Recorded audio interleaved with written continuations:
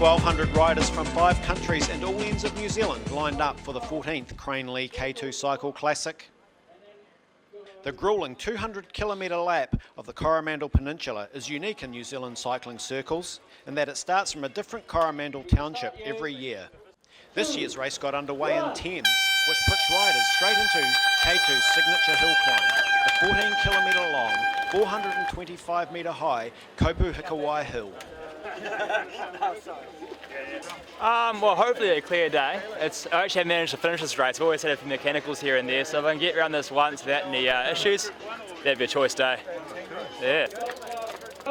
The Cranley K2 Cycle Classic is pretty much divided up into 50-kilometre stages. Thames to Tairua, Tairua to Whitianga, Whitianga to Coromandel, Coromandel back to Thames. With more than 2,000 metres of climbing over the 200 kilometres, this is certainly New Zealand's toughest cycle race, but it is also one of the most scenic. So soon after the start of the elite race, as they headed onto the Kopuhikawai hill climb, the race had already split up, with 3 riders establishing a lead at the front. Michael Torkler on the front in the budget forklifts colours, followed by Cameron Wynyard and Logan Mort. Bike's setting a good tempo here, so we'll crease over the top and try and work together, and hopefully someone behind will budge across. Michael Torkler, one of New Zealand's premier hill climbers, was well suited to this course. He won the race in 2011 and is back for another go. Sprints over the top to take the hill climb after the 14 kilometres of climbing of the Kopuhikawai. Now the beautiful downhill. The other riders cresting the climb. About 2 minutes back. So a day like today, it's important for the riders to keep their energy levels up. It's a little bit damp at the moment, but 200 kilometres on the Coromandel, it will heat up and become a good hot day.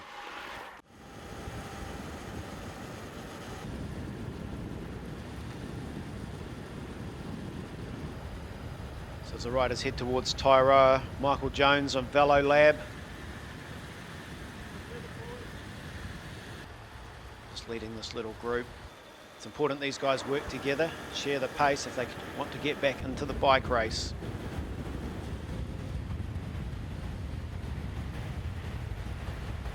Up front, the 3 riders working well together. Every rider sharing the pace. So just go past the turn off to Whangamata. Still a long way to go in this 194 kilometre loop of the Coromandel Peninsula. See how well these riders are working together with the ranges in the background. One thing that really highlights this race is the beautiful scenery. The riders talk about it. They say it's one of the most beautiful races in the world to ride. Tough, challenging course, varies every year, and the stunning scenery. So on the Pumpkin Hill climb, Michael Jones, Jason Thompson, Josh Ulrich, Jonathan Hazelton. That's the 3 riders out in front that have really put the hammer down early into the race. Torkler just taking a breather on the back as Cam Wynyard takes over on the front.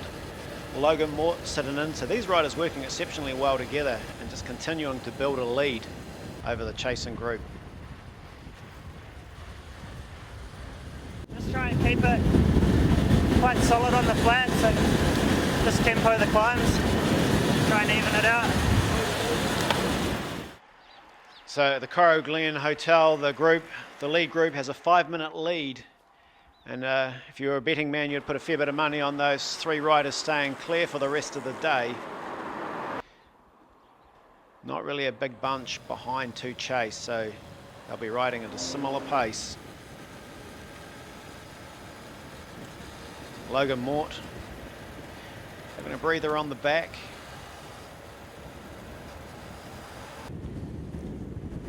Cameron Wynyard doing a lot of work. These 3 are working very well together. Their pace hasn't dropped at all, and on the big climbs they can really rely on Michael Torkler to set a great tempo.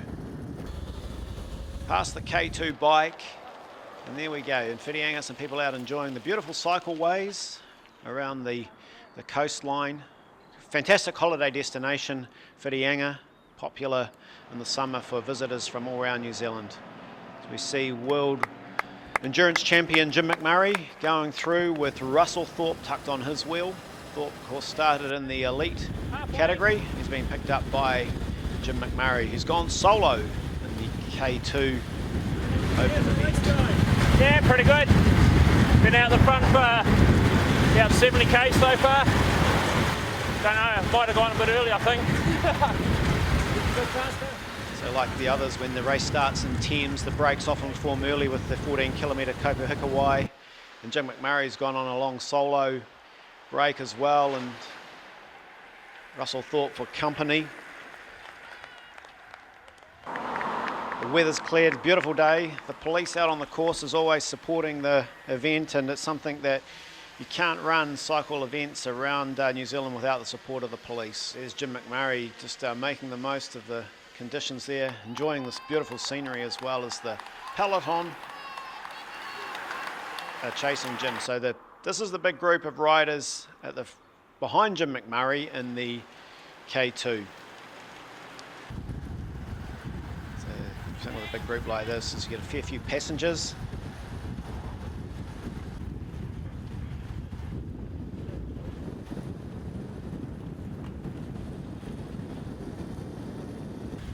So Jim's still enjoying it out front. Great shot there of his high cadence on his Scott bike. I think I went too early, sir. Whangapā coming, and then 50k's to home. Only a couple of minutes, so we'll see how we go. Not really wanting to ride with anybody. He's gone for the win quite early, riding in the colours of thermal chemistry. And in slow motion, see the effort going in. So on the Whangapā climb, we make our way back up towards the front of the race. We pick up riders who dropped off at the start, but have been trying to catch and chase the leading three riders all day. The Whangapā Hill, one of the toughest hills on the K2, especially when you start in Thames, as we see Logan Mort from GMC Cycling, third place on the road. I think the lights have gone out a little bit.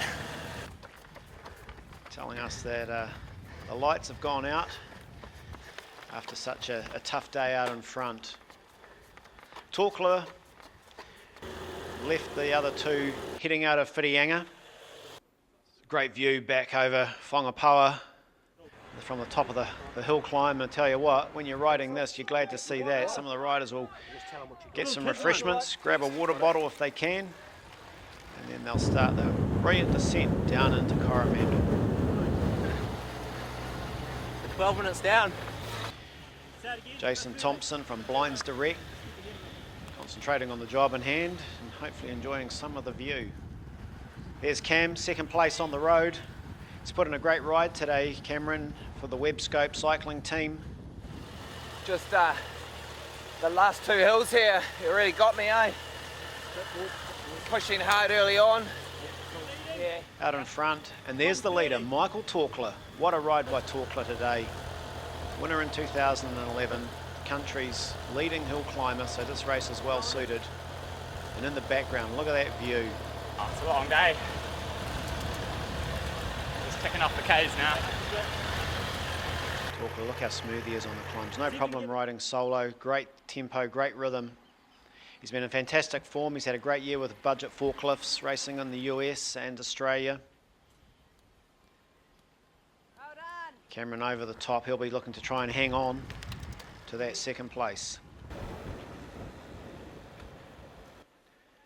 Second place on the road, over 4 minutes behind Torkler. But he's put in a powerful ride today. Takes on some more fluid.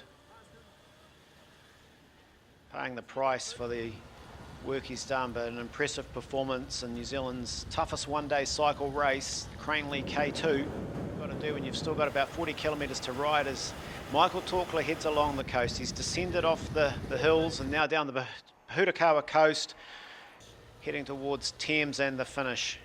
The other riders doing the 50 kilometre. That's the great thing about the K2, as an event for everybody amongst it. The chasing riders, Wynyard in second place. He knows he's just going to have to hang on to that. The others are coming, but he's got a good lead. Torkler cruising. What a ride by Michael Torkler. Coming back from a serious injury. Won the race in 2011, also when it started in Thames. He's going to repeat it again this year. 5 kilometres to go for Michael Torkler.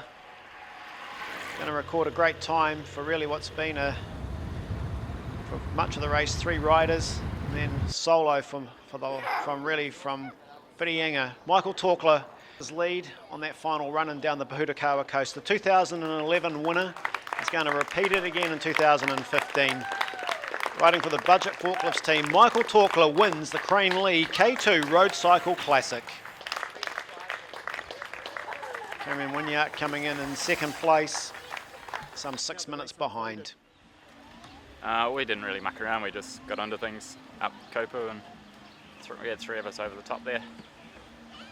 We would just work well together. I wasn't really planning on going so early, but I saw Mike take off, so I jumped on his wheel and we went over the top with Logan, and the 3 of us worked together until Whitianga, and Logan dropped off and it was just me and Mike.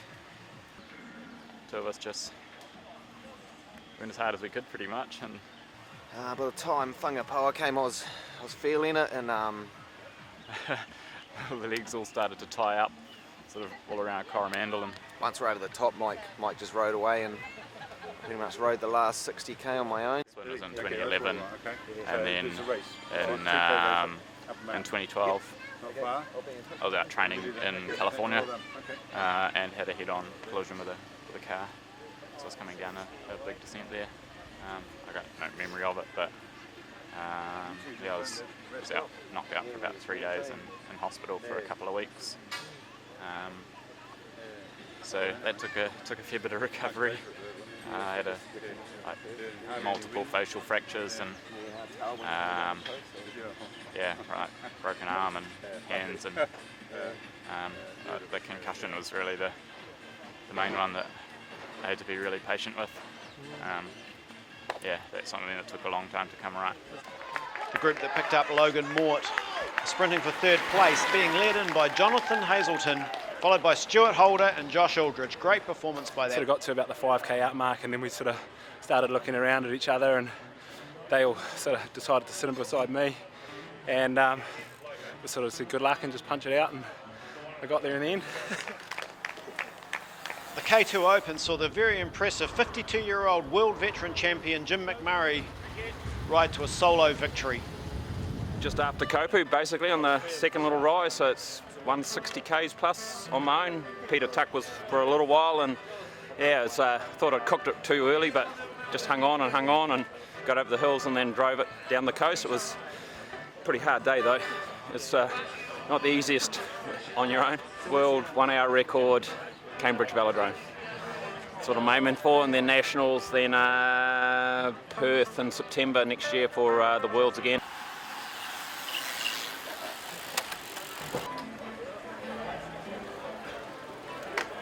We took it pretty easy for the first half, and it didn't really start getting hard until we got to the Whangapoa hill, and then everyone pretty much smashed it up the hill, and at the top we had about 10 of us, I guess, and we just worked together till the end, just lapping it out, and caught quite a few of the group 2s on the way, so we ended up with about 20 people, I think. There were some standout performances by some of the teenagers in the field. The 50 kilometres was won by Harry Lockhead from Auckland in 1 hour 37 minutes. The Open K run race was another teenage affair, with Auckland's James Fouché improving on his 4th from last year to cross the line 3 minutes clear of Ryan Wills. The great thing about the Crane Lee K2 Cycle Classic is you can be a part of a corporate team, an individual, an elite cyclist, just someone who wants to get out on a social ride and do the 50k. It's a family-friendly event with the beautiful domain, but this is a race not to be afraid of. Just take the challenge, become a part of it. It's one of New Zealand's premier, if not the best, one-day cycle race in the country.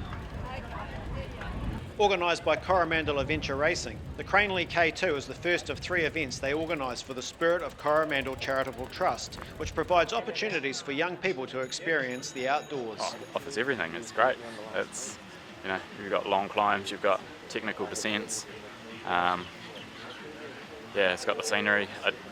It'd be one of the most spectacular, courses in the world, easily. The hills, the uphills, is what I like about the K2. Finishing it is pretty special. No, it's great course, so scenic, and look at the weather, it's awesome. Entries are now open for the 2016 K2, which is on the 29th of October.